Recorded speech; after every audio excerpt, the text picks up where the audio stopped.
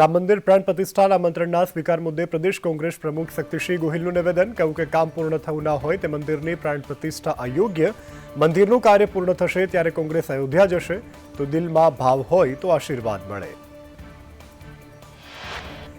શક્તિસિંહે કહ્યું છે કે ભાજપની ઇવેન્ટમાં કોંગ્રેસ નહીં જાય. રામના નામે મત મેળવનાર ઇવેન્ટ ભાજપ કરે છે.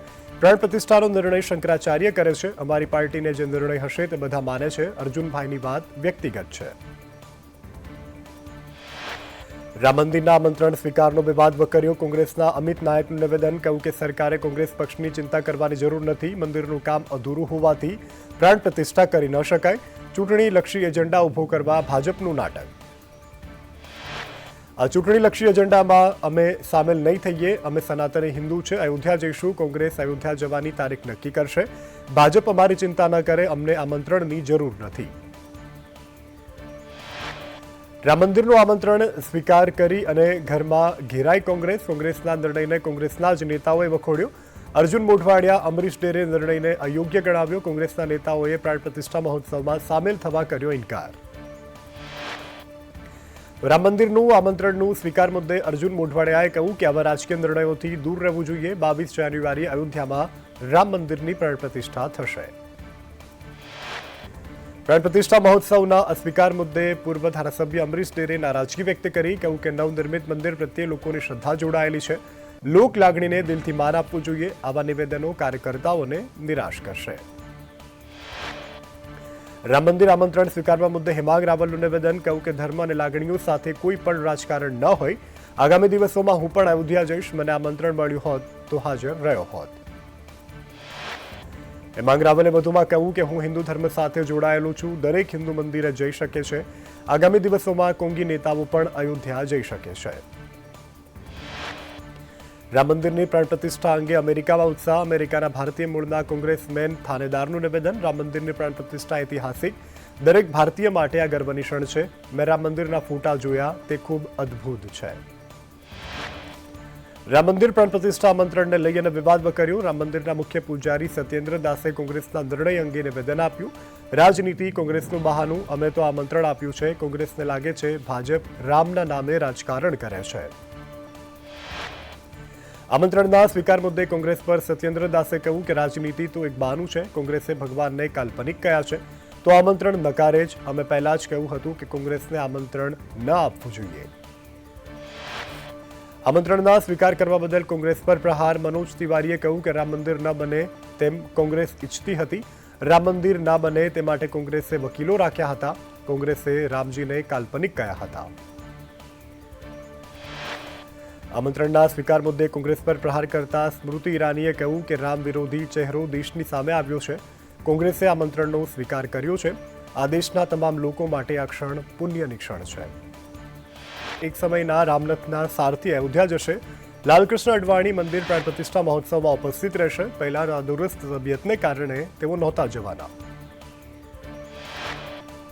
અયોધ્યા પ્રાણ પ્રતિષ્ઠા નહીં જવાના કોંગ્રેસનો નિર્ણય. સમગ્ર મામલે ડોક્ટર જ્યોતિર્નાથ મહારાજનું નિવેદન. કહ્યું કે ચૂંટણીલક્ષી કાર્યક્રમ હોય તો પણ કોંગ્રેસે જવું જોઈએ. કોંગ્રેસે પોતાના કાર્યકરોને પણ ઉજવણી માટે કહેવું જોઈએ. જ્યોતિર્નાથે કહ્યું છે કે જે સત્તા પર હોય તે કાર્યક્રમો કરતા જ હોય. ગુગલી બોલ ઉપર કોંગ્રેસ છક્કો મારવાનું ચૂકી ગયું. રાજકારણની પીચ પર કોંગ્રેસ રનઆઉટ થયું છે. દેશવાસીઓની લાગણી સાથે કોંગ્રેસે જોડાવવું જોઈએ.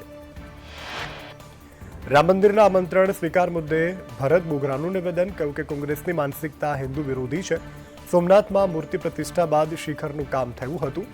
ભગવાન શ્રીરામ મુદ્દે રાજનીતિ ન કરવી જોઈએ. કરોડો સનાતનીની આસ્થા સાથે જોડાયેલો મુદ્દો છે. રામ મંદિર પ્રાણ પ્રતિષ્ઠામાં એલ.કે. અડવાણી સામેલ થશે. એલ.કે. અડવાણી 22 જાન્યુઆરીએ અયોધ્યા જશે. વીએચપીના અધ્યક્ષ આલોક કુમારે કરી પુષ્ટિ. આરએસએસ વીએચપીના નેતાઓએ અડવાણીને આમંત્રણ આપ્યું. અડવાણીએ જરૂર મેડિકલ સુવિધાઓ ઉપલબ્ધ કરાવાશે. અમદાવાદથી અયોધ્યા જવા માટે સીધી ફ્લાઇટ શરૂ. જય શ્રી રામના નાદ સાથે પ્રથમ ફ્લાઇટે ભરી ઉડાન. અયોધ્યાની પ્રથમ ફ્લાઇટમાં 150 રામ ભક્તો ગયા. અમદાવાદથી અયોધ્યાની ટિકિટનો દર 12 થી 13,000. વેશભૂષાની સાથે અયોધ્યા જવા રામ ભક્તો રવાના થયા. હનુમાનજી, રામ, સીતા અને લક્ષ્મણનો વેશ ધારણ કર્યો મુસાફરોએ.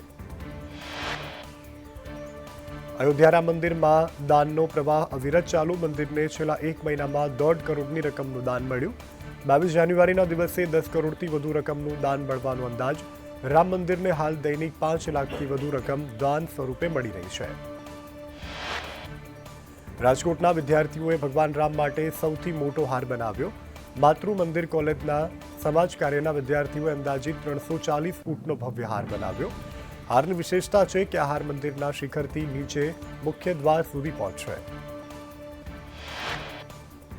સુરતમાં આ વખતે પતંગ બજારમાં અયોધ્યા રામ મંદિર અને પીએમ મોદીની પતંગો ધૂમ મચાવી રહી છે. વેપારીઓ કહી રહ્યા છે કે અત્યાર સુધીમાં 200થી પણ વધુ કોડી એટલે કે 4000થી પણ વધુ પતંગો વેચાઈ છે.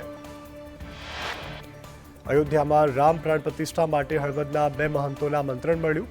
પ્રભુચરણ આશ્રમના મહંત પ્રભુચરણ મહારાજ અને નકલંગ ગુરુધામના મહંત દલસુખરામ બાપુને મળ્યું આમંત્રણ. બંને મહંતો રામલલ્લાના મહોત્સવમાં આપશે હાજરી. બોટાદ આદર્શ શૈક્ષણિક સંકુલ દ્વારા અક્ષર કળશનું કરાયું ભવ્ય સ્વાગત. પીએમ મોદીએ અજમેર શરીફ માટે ચાદર મોકલાવી છે. પીએમ મોદી દર વર્ષે મોકલાવે છે ચાદર. ઉત્તર પ્રદેશના ઉન્નાવની એસબીઆઈ બેંક શાખામાં આખલો ઘૂસ્યો. બેંકના કેશ એકાઉન્ટ સુધી આખલો પહોંચ્યો. એનસીપી નેતા નવાબ મલિકને સુપ્રીમ કોર્ટ દ્વારા મોટી રાહત. નવાબ મલિકના વચગાળાના જામીન 6 મહિના લંબાવાયા.